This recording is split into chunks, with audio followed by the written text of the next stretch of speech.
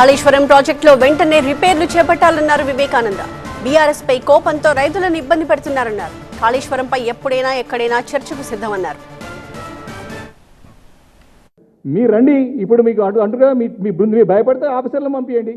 మీరు భయం కదా మీకు, వాళ్ళు మంచిగా ఉండాలి, వాళ్ళ సీట్లు మంచిగా ఉండాలి, వాళ్ళు బాగుండాలి, ఉన్న రోజు సంపాదించుకోవాలి. ఇదే పని కాంగ్రెస్ పార్టీకి. ఎవరు ఇంట్రెస్ట్ ఉందండి మీకు? ఎవరిపైన ఇంట్రెస్ట్ లేదు. కేవలం జేబులు నింపుకోవడం. ముఖ్యమంత్రి గెలుచుకుని కింద అంతా కూడా జేబులు నింపుకు పనులే ఉన్నారు. దమ్ముంటే ఛాలెంజ్ చేస్తా ఉన్నాం. కాళేశ్వరం కండేపల్లి పంప్ హౌస్ కాడ రండి, 3 బ్యారేజీ దగ్గర టెంట్లు వేసుకొని పడుకుందాం. మా బీఆర్ఎస్ పార్టీ బృందం వస్తుంది. కాంగ్రెస్ పార్టీ మంత్రులు వస్తారా, ముఖ్యమంత్రి వస్తారా, అధికారులు పంపిస్తారా, పంపించండి. సక్సెస్ఫుల్ ప్రాజెక్ట్ చేసి చూపెడతాం. ఇలాంటి పరిస్థితులు ఎదుర్కోవడానికే ఆ రోజు కేసీఆర్ గారు ముందు ఆలోచనతో ఎంతో దూరదృష్టితోని ఆలోచన చేసి ప్రాజెక్ట్ నిర్మాణం చేసిండండి. మనకు కరువు కటకాలు వచ్చినా మన రైతులు బాధపడొద్దని చెప్పేసి దూరప్రాంతం ప్రాజెక్ట్ యొక్క గొప్పతనం అది.